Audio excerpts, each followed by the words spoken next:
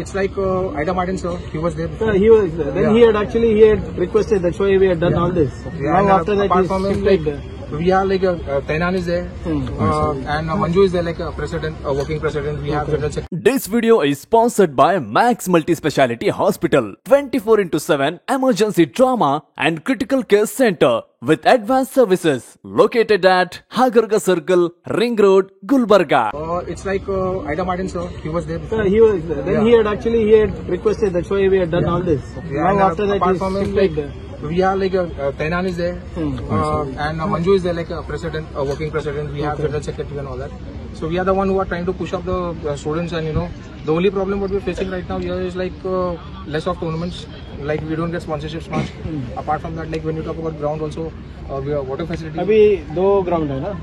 No, only one. This is one, Yeah. but you practice there once in the mud. Gulbarga University. Yes, sir. So now you'll shift here only. Yes, sir. So ಇಲ್ಲಿ make a wish list. Sure, sir. ನನಗೊಂದು ಏನೇನು ಬೇಕು ಅಂದ್ಬಿಟ್ಟು ಒಂದು wish list ಮಾಡಿ ನಾನು ಮಾಡಿಸ್ಕೊಡ್ತೀನಿ ಅಂತ, including further tournaments and all what you want. One event calendar will be there anyway. Yes, yes. So just let me know what can be done. We will figure a way out to do this. But totally, how many clubs are there playing? Altogether, so approximately 8 to 10 clubs are there. Yes, sir. So ಒಂದು list ಮಾಡಿಕೊಡಿ. ಏನೇ infrastructure will make more some more like this. Commissioner ಅವರೇ, Rayappa, Avinash, identify more such plots. Yes, sir. We are trying to see if we can make community sports centers. Yes, sir. So I think we'll give impetus to football. Coaches also. We have coaches from like C license, D license and all that. We have right now in the Gulbarga we have 5 to 6 coaches who are certified from All India Football Federation. We even have referee also. Oh, good. So Kalburgi District Football Association sir.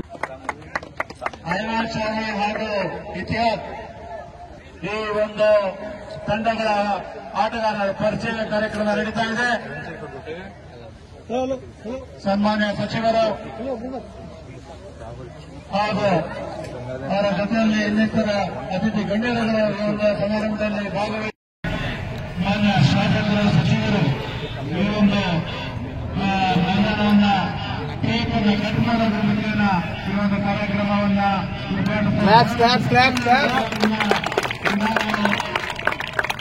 ಹಾಗೂ ಕಲಬುರಗಿ ಜಿಲ್ಲಾ ಉಸ್ತುವಾರಿ ಸಚಿವರು ಇದೀಗ ತಾನೇ ಟೇಪನ್ನು cut ಮಾಡಿ football ಅಂಗಣಕ್ಕೆ ಆಗಮಿಸ್ತಾ ಇದ್ದಾರೆ.